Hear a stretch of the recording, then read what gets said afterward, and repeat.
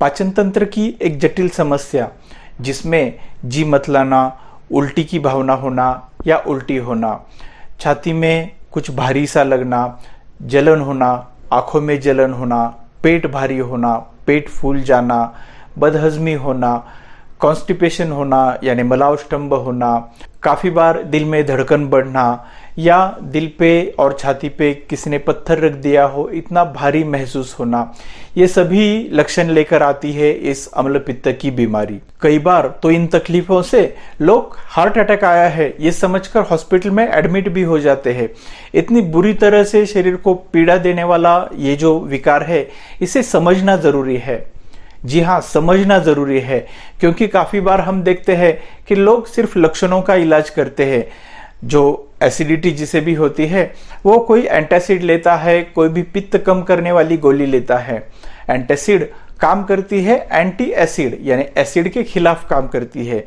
हमारे शरीर में जो एसिड बढ़ा है या जो पित्त बढ़ा है उसे डाइल्यूट करती है, उसे विरल करती है, ताकि उसके लक्षण तो कम हो जाते हैं लेकिन बीमारी जैसी की तैसी रहती है। एसिड और बेस, इसके बारे में तो आपने भी स्कूल और कॉलेज में पढ़ा ही होगा। एसिड और अल्कली इनके परस्पर विरोधी गुण हैं। एसिड जो बढ़ता है उसे अल्कली कम करती है। तो जब एसिडिटी में एंटासिड लिया जाता है तो अल्कली यानी बेस के गुण की दवाइयाँ इस पर लेकर हम उसको कुछ समय के लिए डाइल्यूट करते हैं, कुछ समय के लिए विरल करते हैं। शायद 4 घंटे बाद, 8 घंटे बाद, 12 घंटे बाद फिर से अल्कली की जरूरत पड़ती है, फिर से एंटासिड की जरूरत पड़ती है। और इस एंटासिड को लेकर भी सिर्फ लक्षण कम होते हैं, बीमारी कम नहीं होती है। एक बात तो हमेशा ध्यान में रखनी चाहिए कि आप जितने महीने लक्षण दबाएंगे उतने सालों के लिए बीमारी बढ़ाएंगे, क्योंकि लक्षणों का इलाज बीमारी का इलाज होता नहीं है और बीमारी बढ़ते जाती है। लक्षण कम होके आपको सिर्फ राहत मिलती है कुछ दिनों के लिए, कुछ महीनों के लिए या शायद कुछ घंटों के लिए। सिर्फ लक्षण मिटाने से कुछ नहीं होता, सिर्फ अच्छा लगता है। बीमारी ठीक नहीं होती, सिर्फ अच्छा लगता है। अभी कुछ ही दिन पहले यूएस एफडीए यानी यूनाइटेड स्टेट का फूड एंड ड्रग एडमिनिस्ट्रेशन ने रैनिटिडिन इस एंटासिड पर बैन लाया है। ये आपको भी शायद मालूम होगा कि एंटासिड के रैनिटिडिन एक बहुत ही प्रसिद्ध, विश्व प्रसिद्ध एंटासिड है जो सिर्फ एसिड को डाइल्यूट करती है।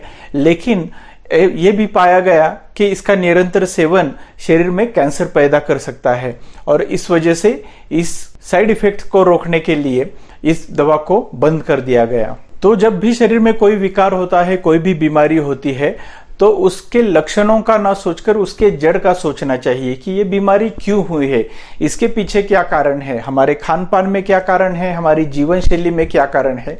उन कारणों को समझकर अगर हम रोकेंगे तभी ये बीमारी बनना शरीर में रोक सकते हैं और इससे पूरा छुटकारा पा सकते हैं। आयुर्वेद संहिताओं में माधव निदान में इसके कारणों का विस्तृत वर्णन आया है। वो इस प्रकार है कि विरुद्ध दुष्ट अम्ल विदाही पित्त प्रकोपी पान अन्न भुजो विदग्धम पित्तम स्वहेतुपचितम पूरा यद अम्ल पित्तम प्रवदंती संतहा।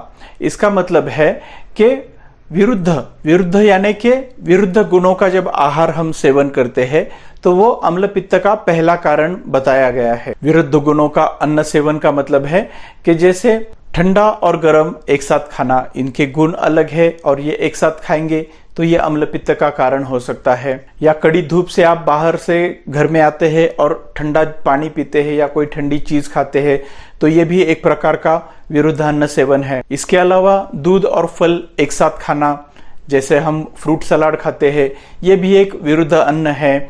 या पीतल में रखा हुआ दही, पीतल और दही इसके जो गुण हैं ये भी एक दूसरे के विरोधी है, तो पीतल में रखा हुआ दही खाना भी विरुद्धान्न आयुर्वेद संहिताओं में माना गया है। शहद गर्म करके खाना ये भी विरोध संयोग है कि शहद और उष्णता एक साथ आना, इसका भी विरुद्धान्न करके शरीर पर परिणाम होता है।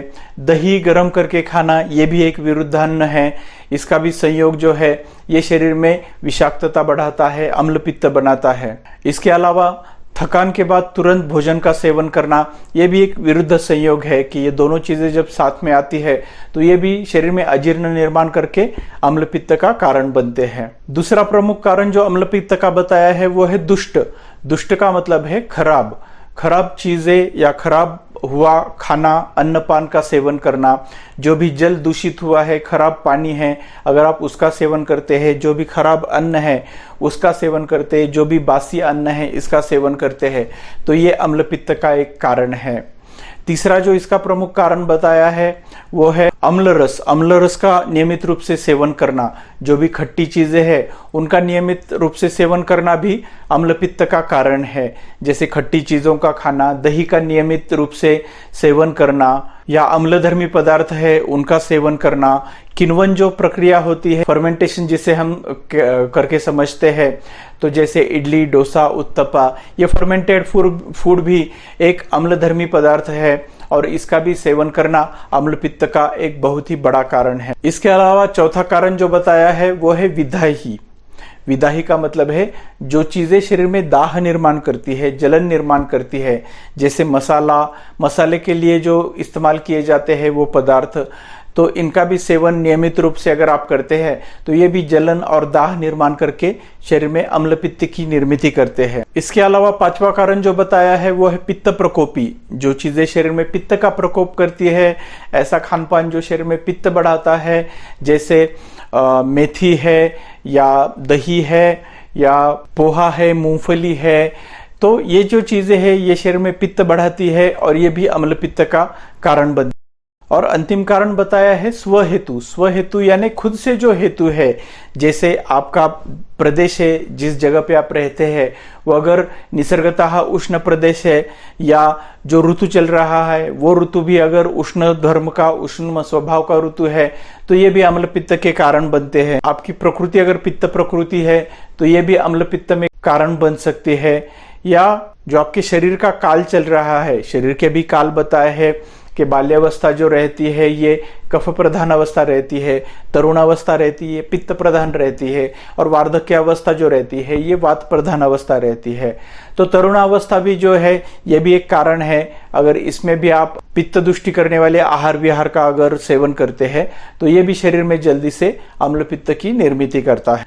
इतने सारे कारण बताए हैं अम्ल पित्त के, और ये जरूरी नहीं कि हर रुग्ण में ये सभी कारण हो, लेकिन अगर आप में इनमें से कोई भी कारण है या जिसे भी अम्ल पित्त की शिकायत है उनमें इसमें से कोई भी कारण है, और अगर वो कारण को आप नजरअंदाज करके ट्रीटमेंट करते हैं, नजरअंदाज करके चिकित्सा करते हैं, तो वो चिकित्सा कभी पूरी होती नहीं है, क्योंकि एक कारण से बीमारी आप बढ़ा रहे हैं और दूसरी तरफ से उसका उपचार कर रहे हैं।